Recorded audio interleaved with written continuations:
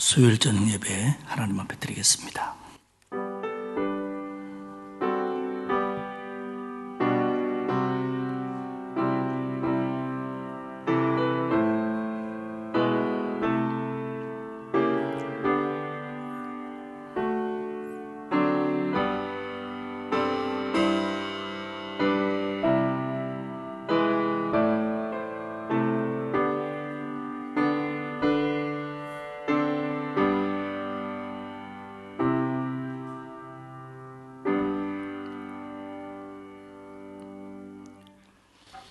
하나님 아버지, 고맙고 감사합니다. 거칠고 광야 같은 세상을 하루하루 살지만 우리를 구원하사 하나님의 자녀 삼아주시고 하나님의 크신 은혜 가운데 하루하루를 살게 하시니 정말 고맙습니다. 오늘도 하루를 마무리하며 주의 전으로 달려왔고 또 가정에서 수요 예배를 드립니다. 하나님, 예배하는 곳에 임재하여 주옵시고 우리의 예배를 받으시며 우리에게 은혜와 새 힘을 부어 주옵소서. 감사드리며 예수님의 이름으로 기도하옵나이다. 아멘. 563장 찬송하겠습니다. 이 찬송 부르고 박경옥 권사님 기도하시겠습니다.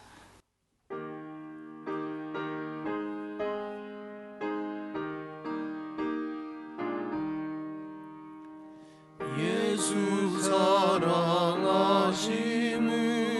성경에서 배웠네. 우리들은 약하나 예수 권세만 도다. 날 사랑하심, 날 사랑하심, 날 사랑하심, 성경에 쓰여네. 나를 사랑하시고 나의 죄를 다 씻어 하늘 문을 여시고 들어가게 하시네. 날 사랑하심, 날 사랑하심, 날 사랑하심, 성경에 쓰였네. 내가 연약할수록 더욱 귀히 여기사 높은 보좌 위에서 낮은 나를 보시네. 날 사랑하심, 날 사랑하심, 날 사랑하심, 성경에 쓰였네. 세상 사는 동안에 나와 함께 하시고 세상 떠나가는 날 천국 가게 하소서. 날 사랑하심, 날 사랑하심, 날 사랑하심, 성경에 쓰였네. 아멘.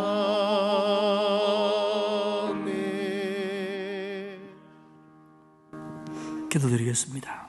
사랑과 은혜가 풍성하신 하나님 아버지, 우리가 하나님을 택하고 사랑한 것이 아니요 참으로 만세 만대전부터 택하시고 사랑하셔서 너는 내 것이라, 너는 나의 기쁨이라, 나의 영광이라 하시며 아버지의 자녀로 불러주시는 은혜에 감사드립니다. 아멘. 죄로 말미암아 죽었던 우리를 예수 그리스도를 통해 구원해 주시고 의롭다 인정하시며 제 가운데서 건져내신 대속의 은혜가 너무나도 크고 놀라움에도 불구하고 연약하고 나약하며 또 영적으로 지혜롭지 못함으로 인하여 하나님의 마음을 근심케 한 모든 죄를 회개하오니 십자가의 보혈로 정결함을 주옵소서. 아멘.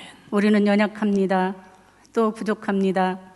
그러나 그 연약함과 부족함을 바라보지 않고 우리 안에서 우리를 도우시고 큰 힘을 주시는 성령님의 강함을 보며 의지하고 순종하는 삶을 살아가게 하옵소서. 아멘. 세상 풍조에 흔들림 없이 온전함과 진실함으로 믿음 지켜나가게 하옵소서.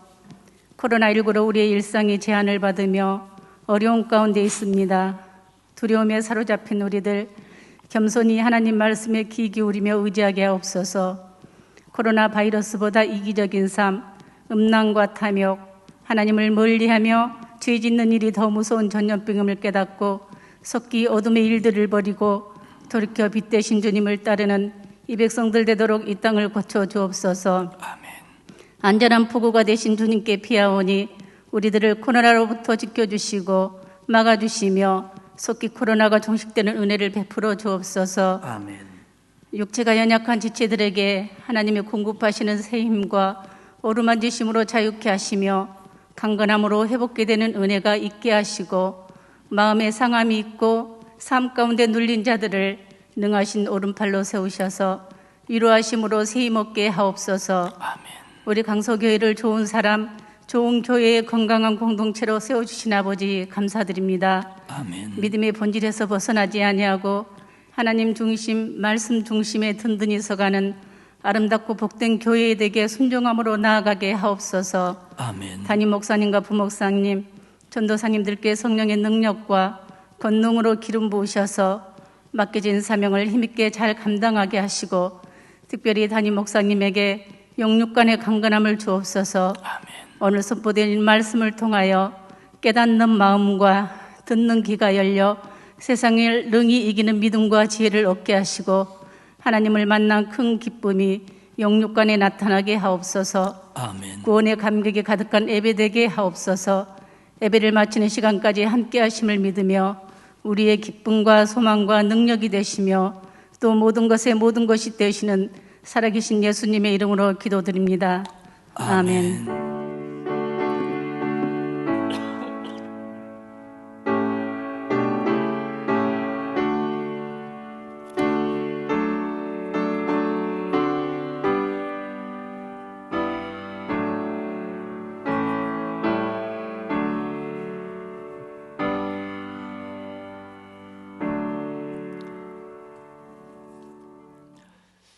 교회 소식은 주보를 참조해 주시기 바랍니다. 하나님의 말씀 요한일서 2장 18절에서 29절까지의 말씀입니다. 제가 가지고 있는 성경으로는 신약성경 388페이지입니다. 요한일서 2장 18절에서 마지막 절까지 교독을 합니다. 아이들아, 지금은 마지막 때라. 적그리스도가 오리라는 말을 너희가 들은 것과 같이 지금도 많은 적그리스도가 일어났으니 그러므로 우리가 마지막 때인 줄 아노라. 그들이 우리에게서 나갔으나 우리에게 속하지 아니하였나니 만일 우리에게 속하였더라면 우리와 함께 거하렸으오니와 그들이 나간 것은 다 우리에게 속하지 아니함을 나타내려 함이니라. 너희는 거룩하신 자에게서 기름 부음을 받고 모든 것을 아느니라. 내가 너희에게 쓰는 것은 너희가 진리를 알지 못하기 때문이 아니라 알기 때문이요 또 모든 거짓은 진리에서 나지 않기 때문이라. 거짓말하는 자가 누구냐? 예수께서 그리스도이심을 부인하는 자가 아니냐? 아버지와 아들을 부인하는 그가 적그리스도니. 아들을 부인하는 자에게는 또한 아버지가 없으되 아들을 시인하는 자에게는 아버지도 있느니라. 너희는 처음부터 들은 것을 너희 안에 거하게 하라. 처음부터 들은 것이 너희 안에 거하면 너희가 아들과 아버지 안에 거하리라. 그가 우리에게 약속하신 것은 이것이니 곧 영원한 생명이니라. 너희를 미혹하는 자들에 관하여 내가 이것을 너희에게 썼노라. 너희는 주께 받은 바 기름 부음이 너희 안에 거하나니 아무도 너희를 가르칠 필요가 없고 오직 그의 기름 부음이 모든 것을 너희에게 가르치며 또 참되고 거짓이 없으니 너희를 가르치신 그대로 주 안에 거하라. 자녀들아 이제 그의 안에 거하라. 이는 주께서 나타나신 바 되면 그가 강림하실 때에 우리로 담대함을 얻어 그 앞에서 부끄럽지 않게 하려 함이라. 너희가 그가 의로우신 줄을 알면 의를 행하는 자마다 그에게서 난 줄을 알리라. 아멘. 오늘은 요한일서 2장 뒷부분을 중심으로 미혹하는 자들, 미혹해하는 자들이라고 하는 제목으로 오늘 말씀을 좀 나누도록 하겠습니다. 요한일서를 요한이 기록하게 된 동기와 목적을 다시 한번 우리가 살펴보면 지금 그 에베소를 중심으로 한 요한이 목회하고 있는 그 근처, 우리가 흔히 얘기하는 소아시아 7교회를 중심으로 한 지역들 속에서 영지주의라는 이단이 일어났고, 그 영지주의는 많은 성도들에게 영향력을 주며 미혹시키고 있었습니다. 그렇기 때문에 요한은 예수 그리스도가 하나님의 아들 그리스도이시고 예수를 믿는 자만이 그리스도가 있는 자고 그리스도가 있는 자만이 영생이 있다라는 걸 다시 한번 분명히 알게 하기 위해서 요한일서를 기록하고 있습니다. 특별히 오늘 우리가 읽은 부분은 그 성도를 미혹하는 자들, 오늘 본문에 의하면 미혹하는 자들이라고도 부르고 적그리스도라고도 부릅니다. 이들의 실체는 무엇이고 그들의 특성은 어떤 거며 그들에 대해서 바른 성도들은 어떻게 해야 되느냐, 다시 말하면 그들의 성격을 밝히고 그리고 그들의 미혹을 막는 길이 어떤 것이냐에 대해서 오늘 이야기를 합니다.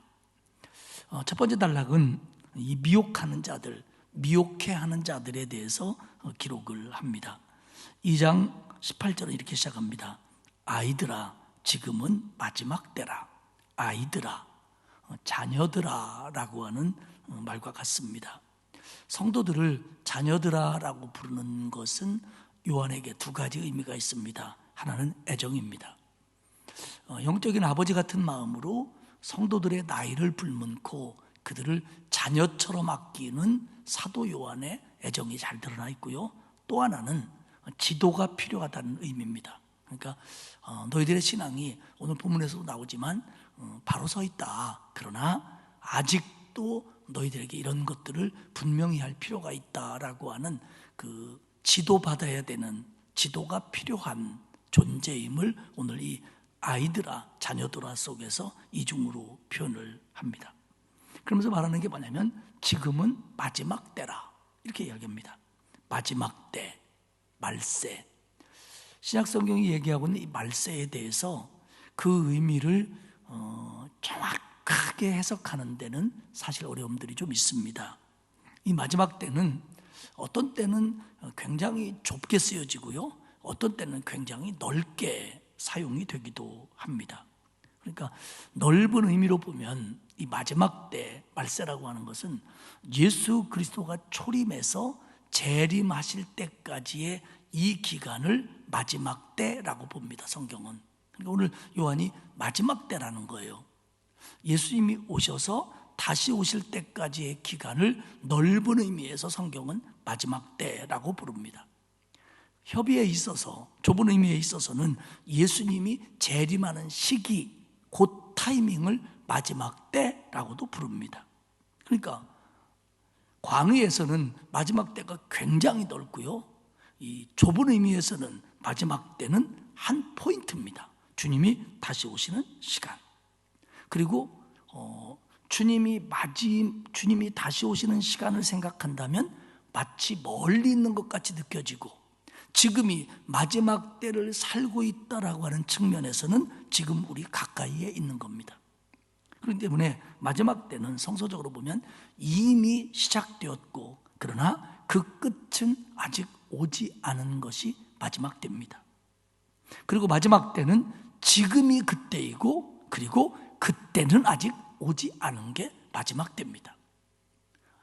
논리적으로는 조금 모순이 좀 있죠. 그러나 여러분들이 다 이해하셨을 줄로 믿습니다. 마지막 때 이미 시작이 됐습니다. 그러나 우리는 그 마지막 때를 기다리는 겁니다.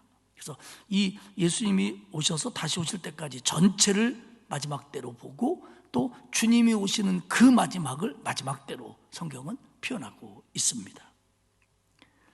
지금이 그때고 그때를 우리는 기다리고 있는 겁니다. 적그리스도가 오리라 하는 말을 너희가 들은 것 같이 지금도 많은 적그리스도가 일어났으니 그러므로 우리가 마지막 때인 줄 아노라. 18절에 이렇게 기록을 하고 있습니다. 마지막 때에 적그리스도가 나타난다라는 건 예수님의 말씀입니다. 예수님께서 제자들에게 마태복음 24장에서도 뭐라고 하냐면 거짓 그리스도가 나타나서 너희들을 택하신 자들을 미혹할 것이다. 이렇게 예수님께서 마지막 때의 특성 중에 하나로 적그리스도가 나타난다라고 얘기를 하셨습니다.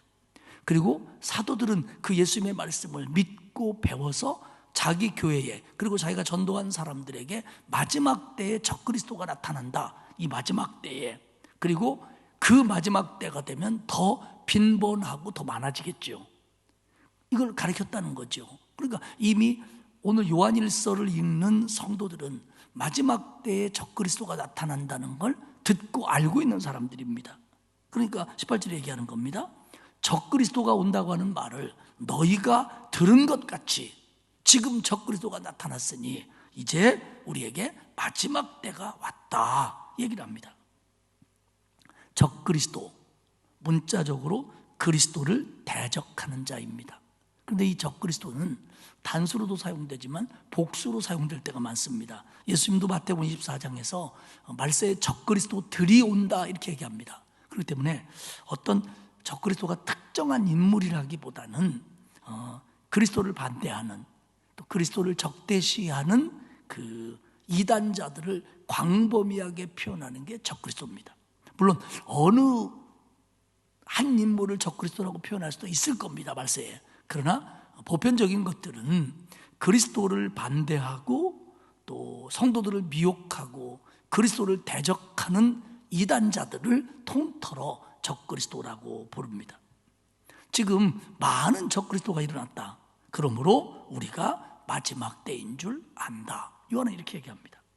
이제 예수님의 말씀처럼 우리가 가리킨 것처럼 적그리스도가 나타났으니까 이제 마지막 때가 시작이 된 거다. 이렇게 봅니다. 그러면서 19절에 이렇게 얘기합니다.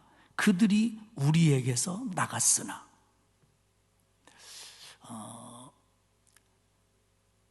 기독교 역사 속에서 많은 이단들이 있었습니다. 지금도 있고요. 그런데 다시 말씀드리지만 요한이 지금 요한일서를 기록할 때 오늘의 터키 서부 지역인 이 소아시아의 교회들을 흔들고 있는 이단은 영지주의입니다. 그런데 이 이단들에 의해서 성도들이 떠나갔고 그들도 같이 이단이 됐습니다. 그들이 우리에게서 나갔으나 일부 교인들이 적그리스도를 따라 교회를 떠나갔다. 그런데 떠나갔으나 우리에게 속하지 아니하였나니 그들이 우리의 일원인 것처럼 있다가 떠나갔지만 그들은 우리에게 속한 자가 아니다. 그들이 떠나가서 우리에게 속한 자가 아닐 뿐만 아니라 원래부터 영적으로 볼 때는 속한 자가 아니었다라는 요한의 결론입니다. 만일 오늘 19절에 얘기하죠. 우리에게 속하였더라면 우리와 함께 거하였으려니와 그들이 만약 정말 예수 그리스도를 믿는 구원의 확신을 가진 복음 위에 선 진정한 그리스도인이라면 너희처럼 우리처럼 아무리 미혹해도 교회를 떠나가지는 않았을 거다. 이단에 의해서 성도들이 그냥 통틀어 교회 다니는 사람들을 성도라고 부릅시다. 교회 다니는 사람들이 미혹을 받았습니다. 그래서 그들을 따라갔습니다. 그래서 그들도 이단이 되었습니다. 그들은 미혹받기 전에 교회 안에 있었습니다. 그래서 몸은 교회 공동체였지만 육적으로는 교회 안에 속했지만 영적으로는 속한 자가 아니었다라는 게 요한의 판단입니다. 그들이 만약 정말 구원받은 성도고 예수 그리스도가 하나님의 아들 구세주이심을 믿은 사람이라면 아무리 그들이 와서 미혹했어도 떠나가지 않았을 거다. 그들이 떠나갔다는 얘기는 우리와 함께 거하지 않았다는 얘기다. 이렇게 얘기합니다. 나갔다. 요한은 우리가 이제 요한 1, 2, 3서를 이해하려면 요한복음에서의 요한의 용어들을 좀 깊이 알 수 있으면 좋은데, 요한은 이 나갔다라는 표현을 언제 썼냐면요, 요한복음 13장에서 예수님이 십자가에 달리시기 전에 제자들과 함께 만찬을 나누면서 이 중에서 나를 팔 자가 있다. 누굽니까? 내가 이 요한복음의 표현에 의하면 내가 이 떡 조각을 주는 사람이다. 그래서 이 떡 조각을 가룟 유다에게 주니까 요한복음 13장 30절에 뭐라고 얘기냐면 가룟 유다가 떡 조각을 받고 밖으로 나갔다. 그랬더니 그때가 밤이었다. 이렇게 표현을 합니다.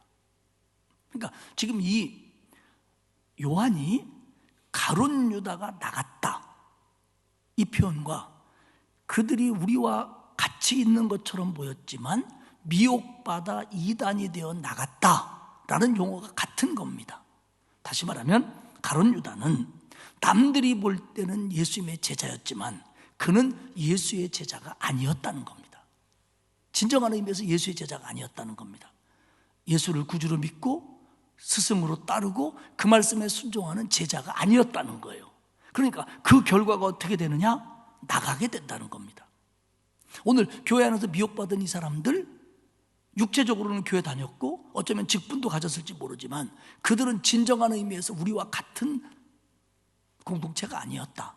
그래서 미혹을 받았고 그 결과로 나타난 게 뭐냐? 나간 거다.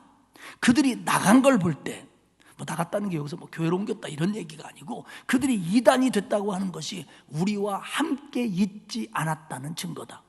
가룟 유다가 예수 그리스도를 배신하고 그 밤에 나갔다는 것, 그러니까 결국 제자의 길을 버리고 제자가 아닌 길을 걸었다는 게 뭐냐? 결국 그것 때문에 그는 제자가 아니었다라는 걸 증명한 거다. 이게 요한의 표현입니다. 그들이 나간 것은 다 우리에게 속하지 아니함을 나타내려 합니다. 가룟 유다가 나간 거, 그들이 나간 거 다 우리와 같은 공동체가 아닌 것을 나타낸 것뿐이다 라고 이야기를 합니다. 그리고 가룟 유다가 나갔을 때 밤이었다.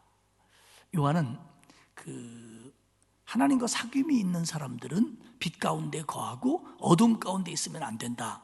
어둠 가운데 있으면서 하나님과 사귄다고 하는 건 거짓말이다. 그런 얘기를 1장에서 했습니다. 그러니까 결국 가룟 유다가 예수 공동체에서 나가서 맞이한 세상은 결국 밤이었다는 겁니다.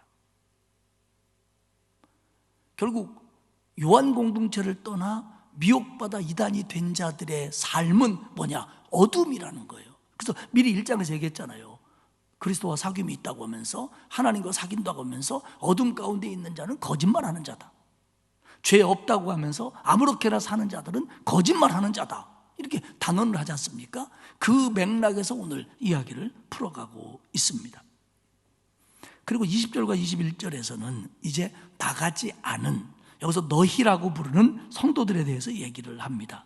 믿음을 지키는 사람들이죠. 이단이 와서 흔들었지만 미혹받아 나간 게 아니라 미혹시키려고 했지만 믿음을 지킴으로써 여전히 교회 공동체 안에 있는 사람들, 그들을 너희라고 부릅니다. 20절에 이렇게 얘기하죠.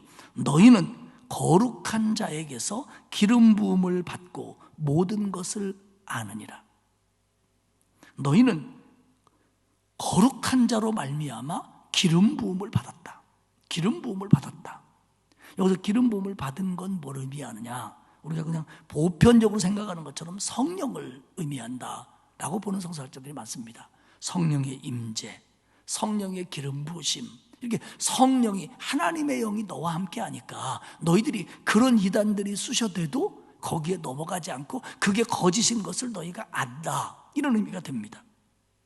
왜냐하면 요한복음 14장 17절에서도 예수께서 뭐라고 얘기하냐면 우리에게 진리의 영을 보내고 26절에 하면 그가 너희에게 모든 것을 가르치실 것이다. 그러니까 성령의 기름 부음, 진리의 영이 들어와 있기 때문에 이단과 이단이 아닌 것을 분별하는 것이 너희에게 있기 때문에 너희는 지금 그냥 있는 거다, 이런 의미도 되고요. 또 하나 다른 해석은 여기서 기름 부음을 하나님의 말씀으로 보는 거예요. 그리고 전통적으로 배웠고 교회 지도자들에게 전수받은 진리의 말씀, 너희들에게는 이 진리의 말씀이 있기 때문에 너희들이 그것이 참인지 거짓인 줄을 판단할 수 있다, 이렇게 보는 신학자들도 있습니다. 근데 이것은 합쳐야 될 것 같아요. 이게 뭐냐면 포괄적인 의미로 하나님의 말씀을 들었을 때, 그게 뭐 사도에 의해서든지 교회 지도자에 의해서든지 누구에 의해서든지 하나님 말씀을 배울 때 성령이 내 안에서 역사하셔서 그 말씀이 믿어지고 그 말씀이 내 안에 남아 내 것이 되게 하는 역사, 이것을 기름 부음이라고 여기서는 표현한다는 거예요. 뭐 이게 성령의 역사다, 성경이다 라고 나누기 전에 우리가, 저와 여러분이 하나님 말씀을 들을 때, 배울 때 모든 사람이 하나님 말씀 들었다고 다 믿어집니까? 우리가 하나님 말씀을 들었을 때, 배웠을 때, 배울 때, 들을 때 성령이 역사함으로 말미암아 믿음이 생기고, 그리고 그 말씀이 내 것이 되는 거, 이 현상을 통틀어 오늘은 여기서 기름 부음을 받고 라고 보아도 무방합니다. 그러니까 이런 역사를 통해서 결국 그들이 참인지 거짓인지를 알게 되었다라고 하는 겁니다. 스티븐 스몰리는 이런 얘기를 합니다. 진정한 그리스도인은 진리의 복음을 받아 성령의 역사를 통해 자기 것이 되게 한다. 이로써 성도들은 이단에 대한 해독제를 소유한다. 하나님 말씀, 진리의 복음을 받을 때 성령의 역사로 그 말씀이 내 것이 되는데, 이 말씀이 이단에 대한 해독제가 된다는 거예요. 이런 말씀을 가지고 있어도 이단은 여전히 나를 미혹하고 여전히 나를 유혹하지만, 그때 이 말씀이 그 이단의 독소에서 나를 해독시킨다는 겁니다. 나를 지켜준다는 겁니다. 그러니까 그는 뭐라고 얘기하냐면, 요한에게 있어서 요한은 하나님의 진리의 말씀과 그 말씀을 통하여 역사하시는 성령의 내재하심을 나누지 않고 있다는 거예요. 그러니까 하나님 말씀을 들을 때 나타나는 성령의 역사하심을 두 가지로 볼 수 없다는 거예요. 하나님의 말씀이 내 안에 들어올 때 성령이 역사하셔서 내 것이 되는 것, 이것이 내 신앙을 지켜주는 길이라는 겁니다. 결국 모든 것을 아느니라, 그렇다고 해서 모든 걸 다 안다는 게 아니라 그래서 너희가 진리를 안다라는 뜻입니다. 21절에 얘기하죠. 내가 이 글을 쓰는 이유는 너희가 진리를 알지 못하기 때문이 아니다. 내가 이 글을 쓰는 이유는 너희들이 알고 있는 사실, 이 진리, 그것을 다시 확인시키기 위함이다. 너희가 어떤 게 진리인지 모를까 봐 내가 쓰는 게 아니고, 이미 너희가 믿고 있고 알고 있고 붙잡고 있고 그것으로 이단을 이겨내고 있는 그 진리를 다시 한번 확인시키기 위해서 내가 오늘 요한일서를 쓰고 있다. 21절의 하반절에 얘기하죠. 또 모든 거짓은 진리에서 나지 않기 때문이다. 직역을 하면 그들이 가지고 있는 진리는, 이단들이 가지고 있는 거짓은 진리가 없다, 이런 뜻입니다. 그러니까 이단들의 거짓은 진리를 공유하지 않습니다. 여러분 마음속에 하나님의 진리가 있고요, 여러분 마음속에 복음의 진리가 있고요, 제 삶 속에 말씀의 진리가 있을 때 이것은 공유됩니다. 같습니다. 그런데요, 이단은요, 진리도 없을 뿐만 아니라 이단끼리도 달라요. 공유되는 진리가 없습니다.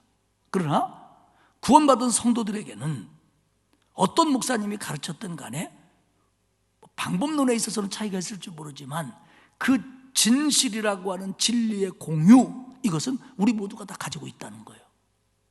그러니까 다른 교회 다니시다가 뭐 이사 오신다든지 사정으로 우리 교회 오셔서 담임 목사의 설교를 듣는다거나 부목사님의 설교를 듣는다거나 이런 거 보면은 내가 알고 있는 말씀이에요, 내가 믿은 말씀이에요, 내가 붙잡고 있는 말씀이에요. 진리는, 복음은 성령 안에서 공유되는 겁니다. 이게 전해지고, 여러분들 왜 처음 보는 사람 만났는데 어떻게 얘기하다가 교회 다닌다고 그러고 막 집사라고 그러고 막 괜히 반갑지요? 안 반갑구나. 그런 사람 만나는 거 피하는구나. 전 언젠가 뭐 오래된 얘기입니다만 기차를 타고 가는데 요새는 기차가 마주보지도 않잖아요. 근데 옛날 마주보는 기차를 타고 가는데 이제 신참 목사 때인데 어떻게 얘기하다가 나한테 막 전도하려고 앞사람이 그러더라고요. 그래서 내가 나 저기 교회다니는 목사라고 그랬더니 뭐 찐계란부터 시작해갖고 칠성사이다 뭐 아유 배 터질 뻔했어요 그날엔. 뭐 처음 봤는데 목사라고 하니까 막 그렇게 좋아가지고 막 그 양반이 더 맛있는 거 있었으면 더 줬을 텐데 자기 깐에 가지고 온 걸 다 내놓더라고요. 옛날에는 기차 타면서 뭐 가지고 다녔잖아요. 뭐 계란도 삶고. 왜? 우리 안에 공유되는 게 있어요. 우리 안에 진리가 있고요, 사랑이 있고요, 우리 안에 공유되는 게 있어요. 근데 이단은 이게 우리하고 공유가 되질 않아요. 왜? 그게 거짓이기 때문에. 그리고 지네끼리도 공유가 안 돼요. 이 단하고 저 단하고 저 단하고. 왜? 여기에 서로 진리가 없어요. 22절과 23절에서는 적그리스도를 거짓말하는 자로 규정합니다. 적그리스도, 거짓말하는 자가 누구냐? 그 이단이다. 거짓말하는 자가 미혹해 하는 자다. 그런데 그들의 최고의 거짓말이 뭐냐면 예수께서 그리스도이심을 부인하는 거다. 자,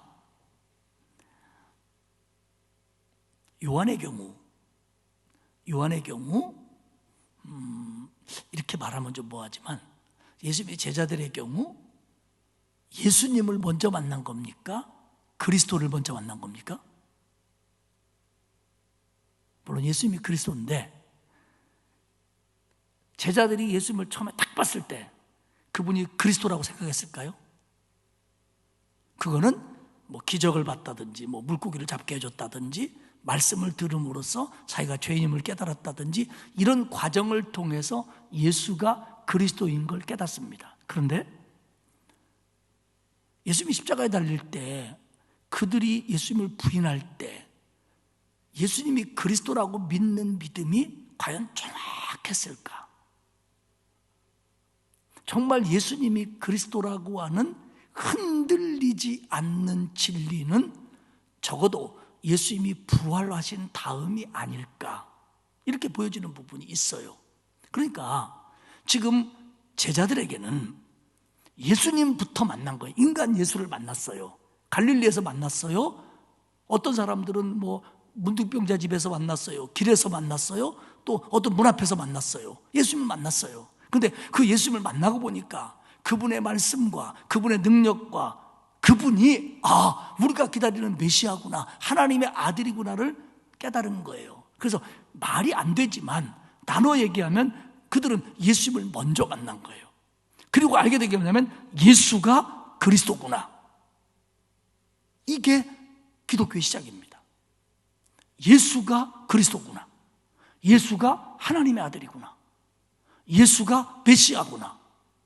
그리고 이게 십자가의 죽음과 부활을 통해서 증명된 거예요. 그래서 베드로와 요한과 사도들이 외치는 게 뭡니까? 예수가 그리스도다.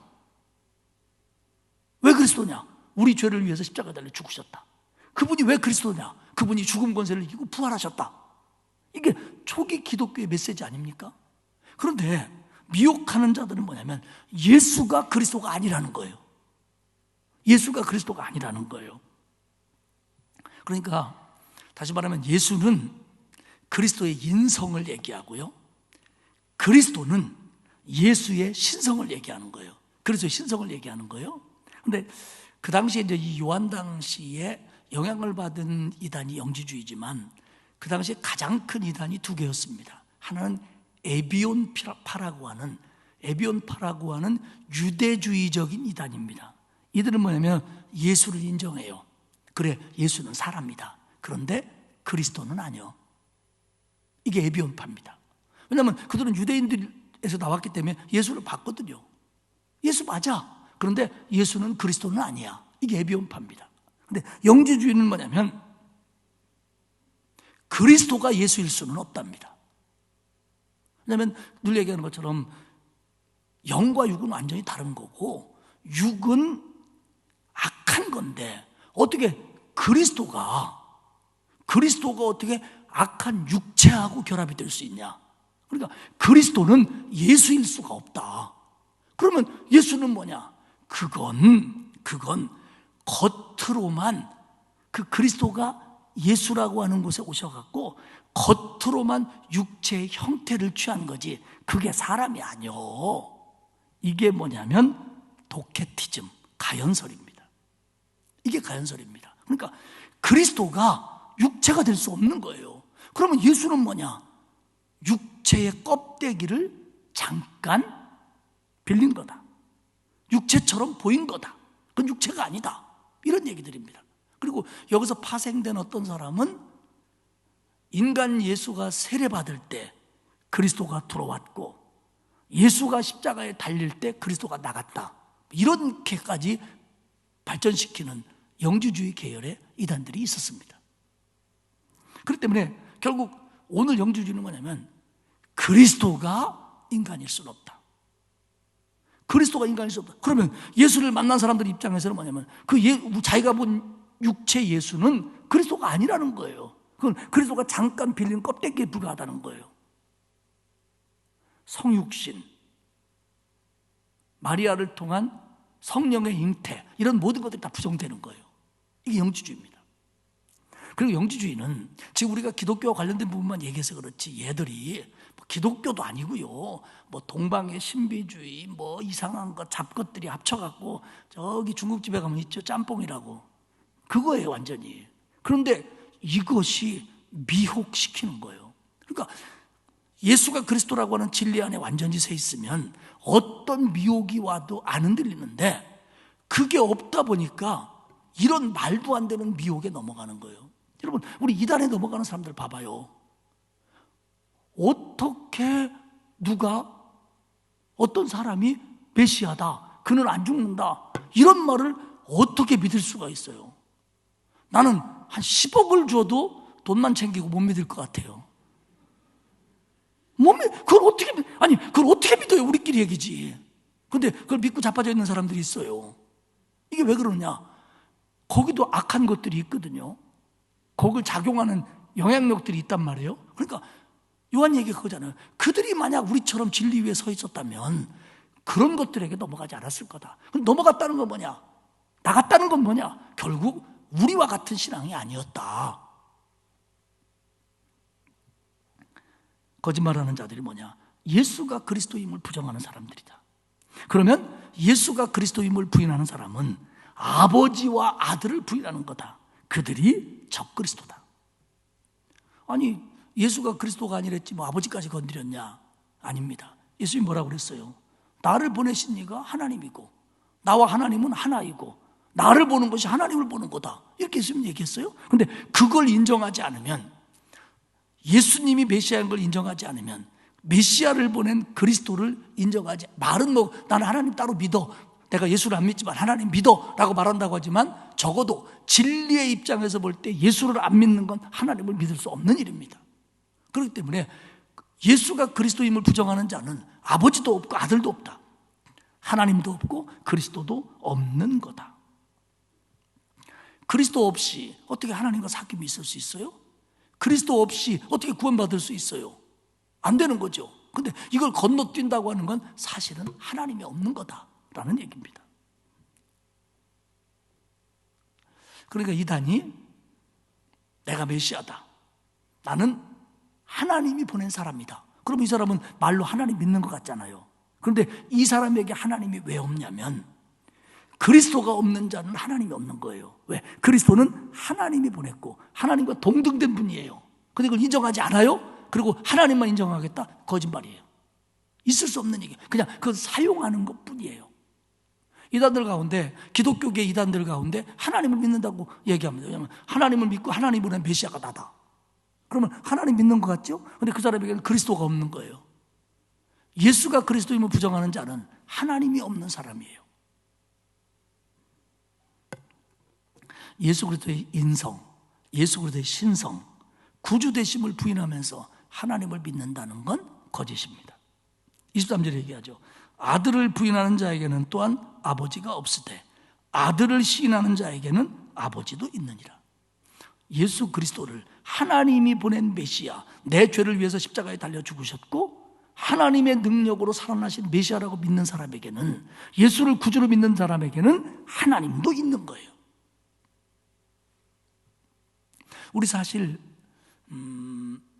삼위일체 교리에 대해서 우리가 이렇게 명백하게 설명할 수 있을 정도로 정리가 안 돼 있다고 할지라도, 우리가 그렇다고 할지라도 우리는 삼위일체를 이미 믿고 있고 삶 속에서 누리고 있어요. 왜냐하면 우리가 기도할 때 보더라도 하나님 아버지라고 기도했다가 주님께서 우리를, 근데 물론 주님은 여기서 하나님을 의미할 수도 있지만 마음으로 예수님을 의미할 수도 있어요. 이거 우리 막 섞었습니다.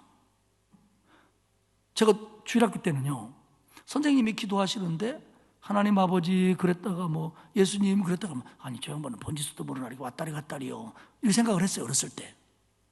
그때 제가 좀 영리하다고 혼자 생각을 했으니까. 근데 사실은 하나님 불렀다, 예수님 불렀다, 성령님 불렀다, 하나님의 영, 예수님의 영, 성령 왔다 갔다 해도 무방해요. 왜? 원래 하나예요. 삼위일체입니다. 그런데 이것을 잘라내서 일부분을 부정한다는 건 전체를 부정하는 거예요.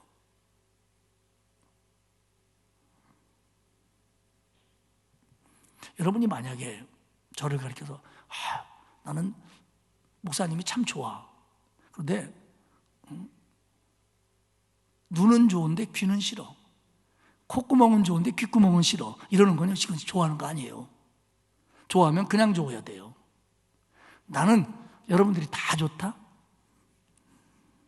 못 믿는 분이 계셔요. 예수를 부인하는 사람은 하나님이 없는 거예요. 하나님이 없는 거예요. 예수를 부인해도 하나님이 있다라고 하면 이단인 거예요. 오늘 지금 그 얘기예요, 지금.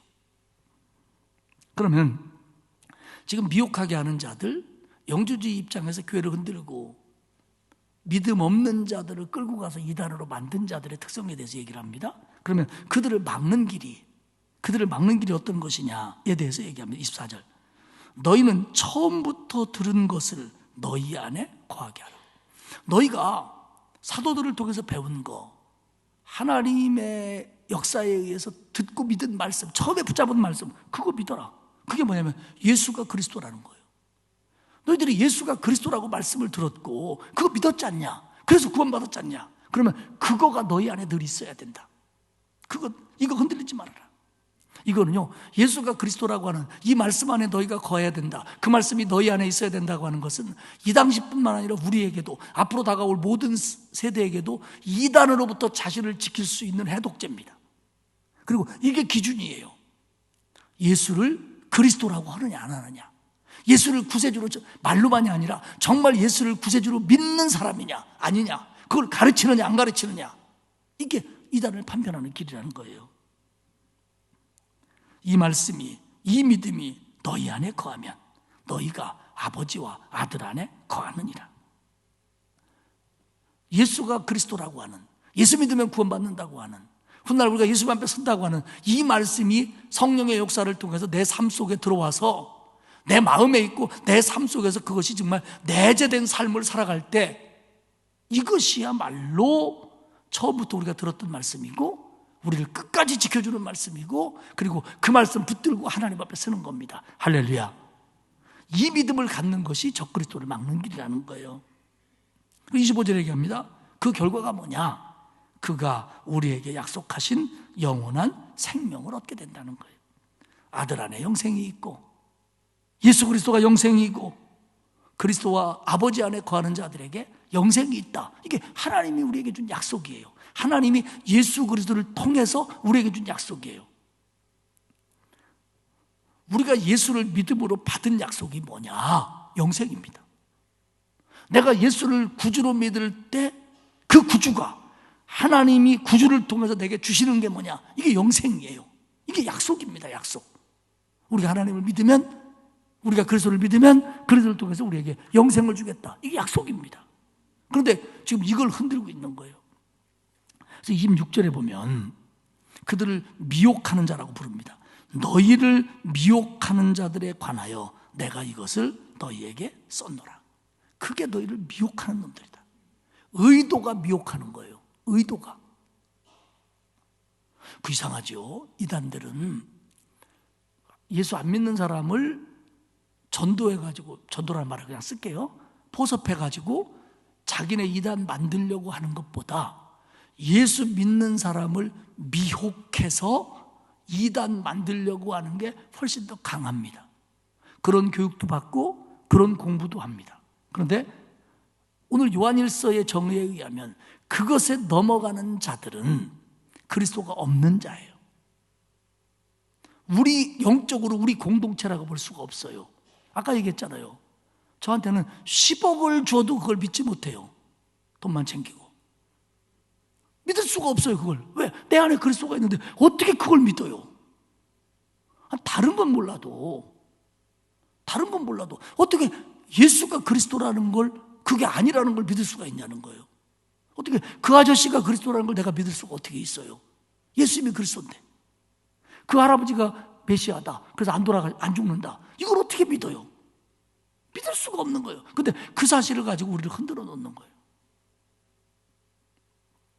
27절을 봅시다. 너희는 주께 받은 바 기름 부음이 너희 안에 거하나니, 말씀드렸죠. 그 말씀을 들을 때 성령의 역사하심으로 내 거가 된 거, 아무도 너희를 가르칠 필요가 없고. 오해하면 안 됩니다. 이제 내가 성령이 내 안에 있고 내가 말씀을 들을 때 성령이 역사해서 예수가 그리스도라는 게 확실히 믿어지고 내 안에 영생이 있으니까 나는 앞으로 배울 게 없구나, 이런 뜻이 아니에요. 영지주의 같은 이단들이 미혹하게 하면서 인간적인 지혜로 만들어낸 가르침은 너희가 더 이상 배울 필요가 없다라는 뜻입니다. 더 이상 배울 필요가 없다. 우리는 배워야 됩니다. 근데 그 다음을 보면요, 27절 중간에 보면 오직 그의 기름 부음이 모든 것을 너희에게 가르치며, 지금도 가르친다는 얘기입니다. 또 참되고 거짓이 없으니 너희를 가르치신, 과거에 가르치신 그대로 주 안에 거하라. 그게 무슨 얘기냐면요, 과거에 너를 가르쳐준 말씀, 예수가 그리스도고 하나님을 믿으면 영생이 있고 그리스도인은 이렇게 해야 된다라고 너희가 과거에 배운 말씀 위에 서서 지금 너희에게 가르치는, 교회에서 가르쳐주는, 성령이 가르쳐주는 그 말씀들을 배워 나가야 된다는 거예요. 그러나 그것들한테는 너희가 배울 게 없다라는 겁니다. 사랑하는 여러분, 우리는요 자꾸 이제 이게 교회 다니면서 뭘 배운다, 누가 가르친다라는 건 성경 공부의 분야고, 내가 예배 드리는 것은 성경 공부하고 배우고 가르치고 하는 거하고 다른 분야다라고 나도 모르게 생각할 수 있는데 아닙니다, 여러분.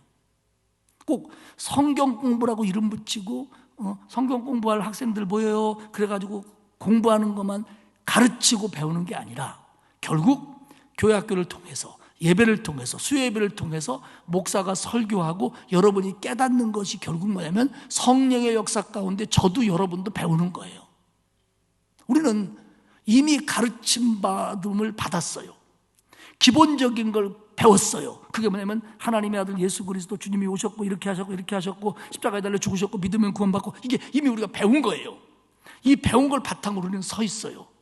그러면서 이 배운 거에서 삐뚤어 나갈까 봐, 또 이 배운 거에서 더 발전해야 될 내용들을 그때그때마다 성령의 역사하심으로 설교를 통해서 혹은 말씀을 통해서 혹은 성경 공부를 통해서, 어떤 때는 구역 예배를 통해서, 어떤 때는 내가 성경을 읽는 중에 성령의 역사하심으로, 기름 부으심으로 우리가 배우는 거예요. 이게 우리에게 있어야 된다는 거예요. 또 오늘 성경이 뭐라고 얘기하냐면 오직 그의 기름 부음이 모든 것을 너희에게 가르치며, 계속 가르치며 또 참되고 거짓이 없으니 너희를 가르치신 그대로 주 안에 거하라. 지금까지 배워서 너희들이 붙잡은 말씀 그대로 구하면서 계속 가르치시는 걸 배우라는 거예요. 이게 신앙입니다, 여러분. 이게 신앙입니다. 어떤 이들은 내가 이제 믿음도 제법 있고 배울 만큼 배웠으니까 이 정도면 내 신앙이, 세상에 이런 얘기하죠. 사람은 죽을 때까지 배우는 거라고. 여러분, 성도는요 죽을 때까지 하나님 말씀을 배우는 겁니다. 공부라고 생각할 게 아니에요. 이렇게 생각하시면 돼요. 성도는 죽을 때까지 하나님 말씀을 통해서 은혜를 받는 거다. 은혜 받는 게 뭐예요? 깨닫는 거고 배우는 거고 순종하는 거잖아요. 이게 죽을 때까지 있어져야 되는 거예요. 하나님 앞에 서는 날까지. 28절에 얘기합니다. 자녀들아 이제 그의 안에 거하라. 이는 주께서 나타나신 바 되면 그가 강림하실 때 우리로 담대함을 얻어 그 앞에서 부끄럽지 않게 하려 함이라. 결국 주님 오시는 날 담대하게 주님 앞에 설 수 있는 방법은 한 가지밖에 없다는 거예요. 그의 안에 거하는 거예요. 그리스도 안에 거하는 거고 그분의 말씀 안에 거하는 거고 그분의 약속 안에 거하는 거예요. 이단자들, 불순종한 자들, 가식적인 그리스도인들은 결국 그날 얘기처럼 우리는 부끄럽지 않지만 부끄러움을 당하게 될 거라는 거예요. 우리가 지금까지 배운 말씀을 붙들고 계속해서 내게 은혜 주시는 말씀을 붙잡고 순종하면서 살 때 그것이 그리스도 안에 거하는 것이고 그럴 때 하나님 앞에 부끄러움 없이 설 수 있지만 이 예수가 그리스도라고 하는 기본적인 것들을 믿지 않고 혹은 믿는다고 하면서 불순종하고 혹은 이단으로 왜곡시키고 미혹시킨 사람들 하나님 앞에 서는 날 다 부끄러움 당할 거다. 말이 부끄러움이지 이거는 멸망을 포함하고 있는 단어예요. 그러면서 29절에 얘기합니다. 너희가 그가 의로운 줄 알면 의를 행하는 자마다 그에게서 난 줄을 알리라. 하나님은 빛이기 때문에 빛에 있는 자들과 사귐을 있을 수 있고 그리스도는 의이기 때문에 우리가 의를 행할 때 그에게서 난 사람들이다. 구원받은 사람들이다. 그분 안에 거하는 사람들이다. 결국요, 요한서신은 대단히 이론적인 것 같지만 대단히 실천을 강조해요. 처음에서도 하나님은 빛이시다. 우리가 죄 없다고 하면 거짓말하는 자다. 너희가 이웃을 사랑해야 된다. 세상을 사랑하면 안 된다. 이런 것들을 강조해 놓고 시작하잖아요. 결국 뭐냐면 예수 그리스도가 우리 안에 있고 그분이 구주라고 믿는다면 그분이 의롭다는 걸 안다면 우리도 의를 행해야 된다. 우리도 빛 가운데 거해야 된다. 우리도 사랑해야 된다. 우리도 배운 대로 순종해야 된다라는 겁니다. 말씀을 정리하겠습니다. 요한은 참 마음이 아팠어요. 왜냐하면 같이 신앙생활하고 있는, 다시 말씀드리지만 같이 신앙생활한다는 게 한 장소에 모여서 예배드린다는 뜻은 아니에요. 왜냐하면 그 당시에 에베소나 주변에 어떤 소아시아 7교회들처럼 그런 동네는 한 큰 홀에 모여서 예배드리는 교회들이 아니었어요. 에베소에 있는 여러 집들에서 드리는 교회 성도들이 다 에베소 교회입니다. 이 편지를 이렇게 돌아가면서 읽는 거죠. 나중에 이제 교회가 크게 지어지면서 하나로 모여졌겠지만요. 그렇기 때문에 사실은 관리하고 가르치기가 더 어려웠던 거죠. 그런데 어느 집에서 예배드리는 공동체에 와서 이놈들이 미혹시켜갖고 그들이 이단으로 가버렸다는 거예요. 이런 일들이 지금 벌어지고 있는 거예요. 그래서 그들을 신앙적으로 보호하기 위해서 너희가 이걸 몰라서 그러는 게 아니라 알고 있지만 분명히 확인시키기 위해서 내가 다시 쓴다. 예수는 그리스도다. 예수를 그리스도가 아니라고 말하는 것들은 거짓말장이다. 그들은 다 미혹하는 자다. 그들이 적그리스도다. 그러니까 그들은 하나님 앞에서 부끄럼 당한다. 그러니 믿지 말고 너희들이 받은 말씀 위에 서서 계속 말씀을 배우면서 의를 행하면서 살아라. 그래야 너희들이 그것들로부터 이길 수 있고 그리고 하나님 앞에 서는 날 부끄러움이 없는 거다. 이렇게 오늘 말씀을 전해주고 있습니다. 마찬가지입니다. 저와 여러분이 언제 예수가 구세주라는 말씀을 들었는지, 언제 성령의 역사로 믿게 됐는지 우리는 모두가 서로 다릅니다. 그렇지만 그게 뭐냐면 우리가 받은 말씀이에요. 우리가 처음부터 믿은 말씀이에요. 그 말씀을 내 안에 넣을 때 말씀이 내 안에 있고 내가 그 말씀 안에 있는 거예요. 그 뭐냐면 내가 그리스도 안에 있는 것이고 그리스도가 내 안에 있는 거예요. 그리고 이후에 주어지는 수많은 말씀들을 통해서 우리가, 왜냐하면 잘못도 있고 실수도 있으니까 그 말씀을 통해서 우리를 교정하면서 바로잡아가면서 하나님이 원하는 방향으로 가는 거예요. 이게 성도의 걸음걸음이고 그렇게 가다가 주님이 우리에게 약속하신 영생의 때에, 그 마지막 때, 진짜 마지막 때에 주님 앞에 서는 날 부끄러움이 없을 수 있는 겁니다. 사랑하는 여러분, 꼭 목사의 설교를 통해서만 배우는 건 아닙니다.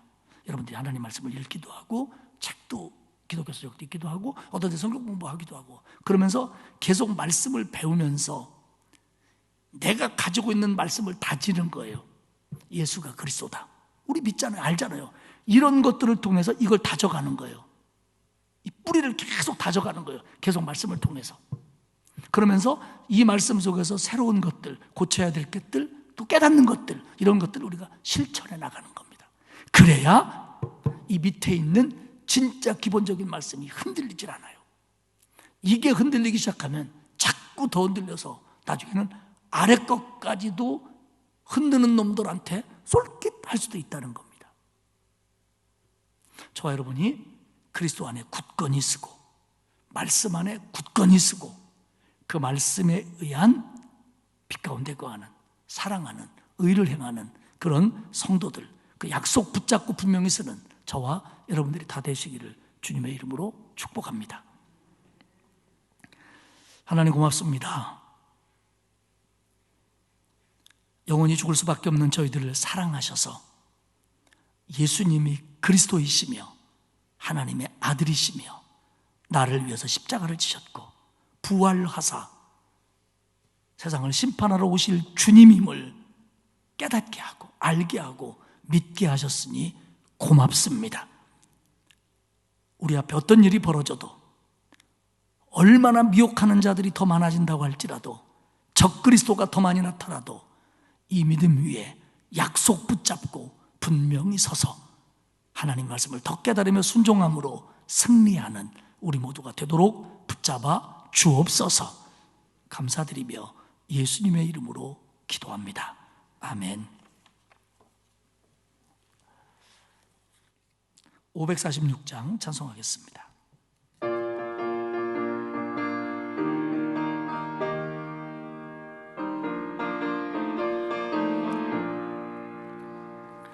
주님 약속하신 말씀 위에서 영원토록 주를 찬송하리라. 소리 높여 주께 영광 돌리며 약속 믿고 굳게 서리라. 굳게 서리 영원하신 말씀 위에 굳게 서리. 굳게 서리 그 말씀 위에 굳게 서리라. 주님 약속하신 말씀 위에서 세상 염려 내게 엄습할 때에 용감하게 힘써 싸워 이기며 약속 믿고 굳게 서리라. 굳게 서리 영원하신 말씀 위에 굳게 서리. 굳게 서리 그 말씀 위에 굳게 서리라. 주님 약속하신 말씀 위에서 영원하신 주의 사랑 힘입고 성령으로 힘써 싸워 이기며 약속 믿고 굳게 서리라. 굳게 서리 영원하신 말씀 위에 굳게 서리. 굳게 서리 그 말씀 위에 굳게 서리라. 주님 약속하신 말씀 위에서 성령 인도하는 대로 행하며 주님 품에 항상 안식 얻으며 약속 믿고 굳게 서리라. 굳게 서리 영원하신 말씀 위에 굳게 서리. 굳게 서리 그 말씀 위에 굳게 서리라. 우리 옆에 계신 분들과 눈인사하겠습니다. 진리의 말씀 위에 굳게 섭시다. 진리의 말씀. 눈만 인사를 하겠더니 여러분들이 은혜 받으셨나? 신앙 고백을 하셨어요. 기도하겠습니다. 하나님 고맙습니다. 우리의 믿음이 연약하지만 진리의 말씀 위에 굳게 서서 속이는 자들, 미혹하는 자들, 적그리스도들, 그리고 잘못된 신앙으로부터 바로 서서 주님이 기뻐하시는 신앙인으로 성장해 나갈 수 있도록 붙잡아 주옵소서. 그래서 주님 앞에 다시 서는 날 부끄럼 없이 칭찬받는 우리 모두가 될 수 있도록 도와주시고, 진리의 복음 위에 서서 말씀을 통하여 나를 고쳐가는, 더 하나님이 기뻐하시는 신앙인애로 성장하는 그런 목표를 가지고 하루하루 걷게 하옵소서. 오늘 어린이날인데 우리 교회 학교 어린이들, 학생들, 또 성도들 가정의 자녀들, 어린이들 기억해 주셔서 코로나 때에 안전하게 보살펴 주시고, 하나님이 방패가 되어 주시며 보호막이 되어 주시고, 그리고 지혜를 부어 주시어서 우리의 자녀들이, 우리의 손주들이 진리의 말씀 안에 굳게 서서 하나님의 믿음의 용사로 성장할 수 있도록 그들을 축복하여 주옵소서. 아버지 하나님, 남은 한 주간 우리 성도들을 지켜주시어서 코로나19로부터 보호해 주시고, 하나님이 피난처가 되시며 방패가 되시며 또한 피할 길을 열어 주옵소서. 가정에 평강을 주시고, 또 가정의 여러 가지 기도 제목들 이 가정의 달에 응답되게 하시고, 손대어 하는 일에 복을 받게 하시며, 특별히 노안과 질병과 여러 가지 아픔으로 고통받는 성도들을 주님의 능력으로 치유하여 주옵소서. 돌아가는 발걸음도 지켜주실 줄 믿고 예수님의 이름으로 기도하옵나이다. 아멘.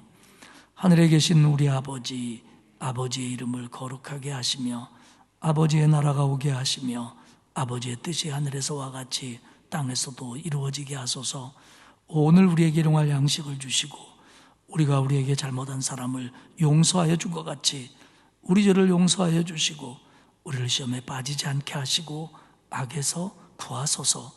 나라와 권능과 영광이 영원히 아버지의 것입니다. 아멘.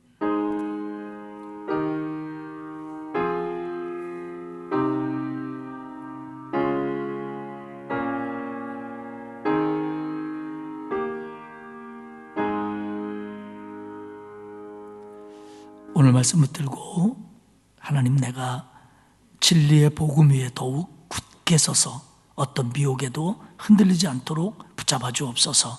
그런 기도 제목 하나님 앞에 드리고 우리 돌아갈 수 있기를 바랍니다. 다 같이 함성으로 기도합니다.